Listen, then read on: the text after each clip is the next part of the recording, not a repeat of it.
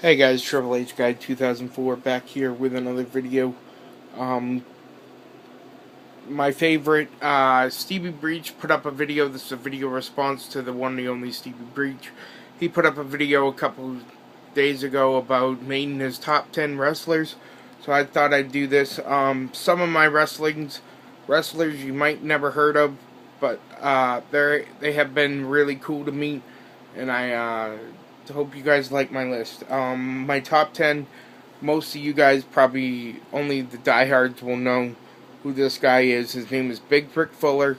He works out of Chaotic, but he's been around the pro wrestling business for a long, long time. He was actually on the WCW DVD, Best of WCW Monday Night Nitro. He was in a skit at the end of it. I'm not exactly sure which one.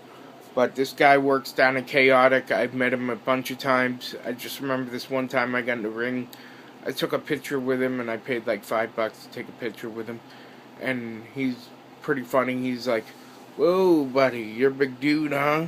You know, I mean, this guy's 6 feet something, and he's 300 plus pounds himself. So him saying that I'm a big dude's pretty funny.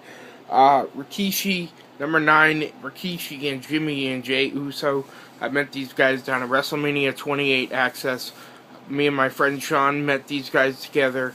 So that's why I put them all together, because I met them all together. So Rikishi was just chilling out in like the kind of like the, you know, Access Center, the convention center, and he was just chilling out in the, you know, walking around, and I was like, "Hey, is that fucking Rikishi?"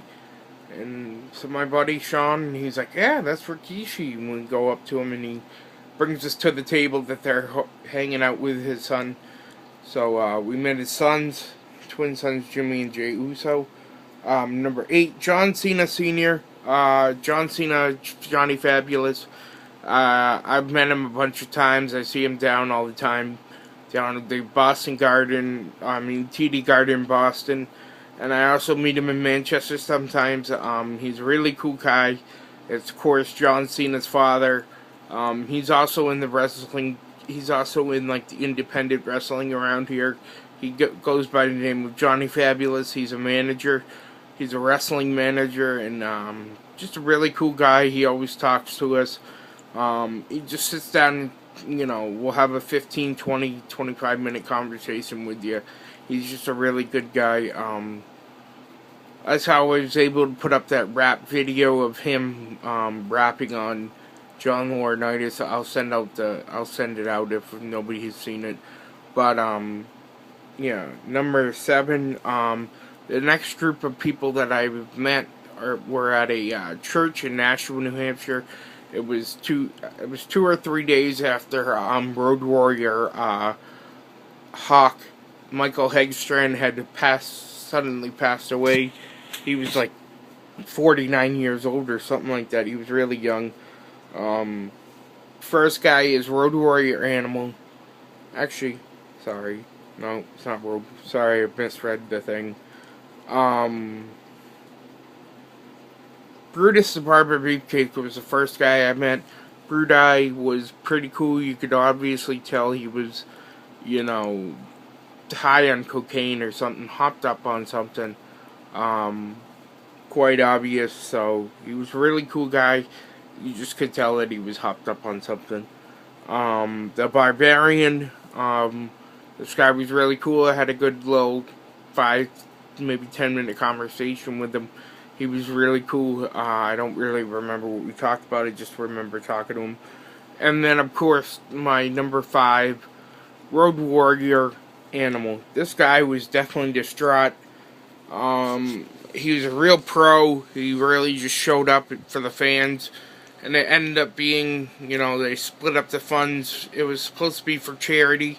So they split up the funds 50-50. The charity decided to let the family of Michael Hawk Hegstrand have some of the money. So they split it up. I mean, this guy was definitely distraught. I don't blame if I lost my best friend in this world, I'd be distraught too. I don't know if I'd show up to a church in Nashua, New Hampshire just to do a charity show. But you could tell this guy was a true professional. He showed up, and he made the experience that meeting him, even though he was going through probably one of the worst times of his life, losing his best friend. He didn't make you feel like that. So I tip my hat to you, a road warrior animal. Number 4, Hulk Hogan. Hulk Hogan is just, of course, one of the people from my childhood that I loved. This is one of the reasons I fell in love with wrestling. But not the only reason I fell in love with wrestling. There was other reasons. But of course, Hulk Hogan was a man when I was growing up. So yeah. And I also met Jimmy Hart that day. Jimmy Hart was really cool. He was just, really down to earth, and he was really nice. I also met Brooke Hogan that day. I also met Hulk Hogan's ex-wife, Linda. So Jimmy Hart and Hulk Hogan were number 4. Number 3, Lita Amy Dumas. I met Lita down at WrestleMania Access 28 with my best friend Sean. We had a really good time meeting her. Meeting somebody from both our childhood that we grew up. And me and my friend, remember watching Shotgun Saturday Night and watching Lita come out with S.A. Rios and just making an alliance with S.A. Rios, and we just fell in love with her for her tattoo. We fell in love with her just because her, pants, her thong was hanging out of her pants. We loved the whole package. And she could wrestle, and she could go in the ring. Number 2, RBD. This guy, I met twice, technically. First time, I didn't really meet him. I didn't have, he was in a hurry, and he was trying to score a read off me. He came up to me real quick, and was like, well, I was like, holy shit, you're RBD. He's like, yeah, man, I'm RBD. You got any weed, man? I'm like, this guy's really laid back. And then I met him, of course, years later at TNA in Impact Wrestling house show. RBD was really cool. You can tell he's just a laid back guy. He's just he loves that marijuana, and I can't seem to blame him. But number 1, the $1 Million Man, Ted DiBiase. I also met Ted DiBiase at this show in Nashua. It was a really cool meeting. Ted DiBiase, the $1 Million Man. I asked him, I said, I got a really weird request for you. Can you put me in the $1 Million Man can you put me in the $1 Million Dream when you take my picture with you? He said, sure. He put me in the $1 Million Dream. I said, don't pansy it exactly, put it into me. I don't know if he put it in exactly the whole way, but he definitely put it in so I felt it and got the experience. So I got the experience of meeting Ted DiBiase. I also got to talk to him for about 5-10 minutes about our faith and our Lord Jesus Christ. I don't really want to go into that, but so we had a nice little conversation, and this is Triple H Guide 2004, top 10 wrestlers that I have had the pleasure of meeting. I wanted to throw one more in there that I couldn't. I was going to put in there, but I didn't end up putting. I met John Cena in the parking lot of the Verizon Wireless Arena back in 2003 when he was the current and defending United States champion. Triple H, John Cena got out in his personal car, told security basically to fuck off, and he signed autographs for about an hour in the pouring rain.